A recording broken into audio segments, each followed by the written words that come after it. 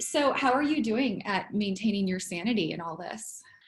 So I've been looking at this infographic that's been circulating around. I don't know if you've seen it, but there's this three zones of how people, deal with or grow through this crisis. So there's the fear, which is week one, where everyone was hoarding toilet paper and guns and going crazy, and your limbic system's firing up, and you're anxious and scared, and pretty much just thinking about survival. And I think the next one was called the learnings.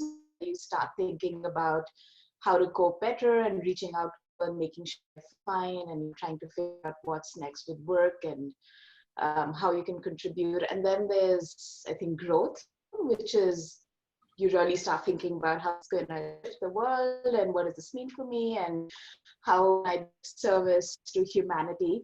And I think the assumption is that everyone sort of graduates one zone at a time over time. But what I've been finding is that I wake up in a different zone every day.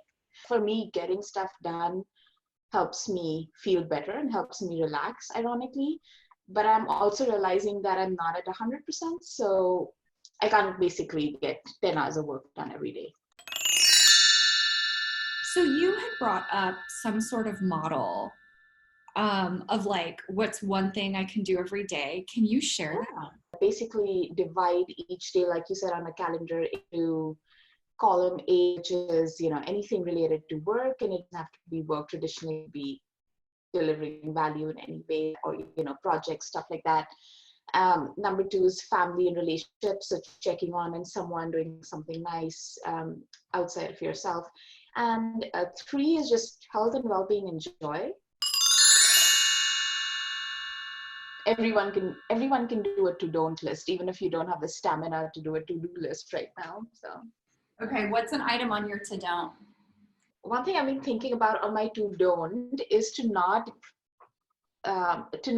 be extra judgy with myself when I'm feeling something.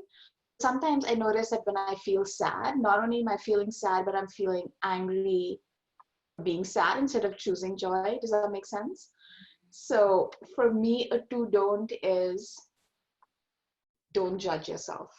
What's your to don't?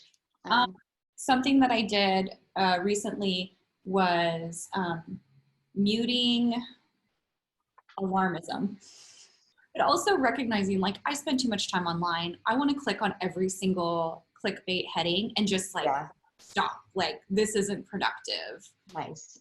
We're both dressed the day, which is a good. See, I think that puts us ahead of a lot of people. And I'm dressed up to my waist, and I'm in pajamas at the bottom. But still, here's a to don't. That just reminded me, like, do not drink 7 cups of coffee, because I've been doing that, which may or may not be correlated with the not sleeping. Yeah, I think another one I just realized is thinking way ahead, like trying to plan for Yeah. some future that we're not sure about. Stay present. I think we might be romanticizing the past too much. Like, I've noticed that everyone is very upset that they can't go to state parks and trails and stuff. It's not like that's what I was doing every weekend. I mean, let's be real about that and not feel bad for imaginary stuff either. And there are all these like super productive people out on LinkedIn, like 10 things to do to win the quarantine, but like here's like 10 things to not do to win the quarantine.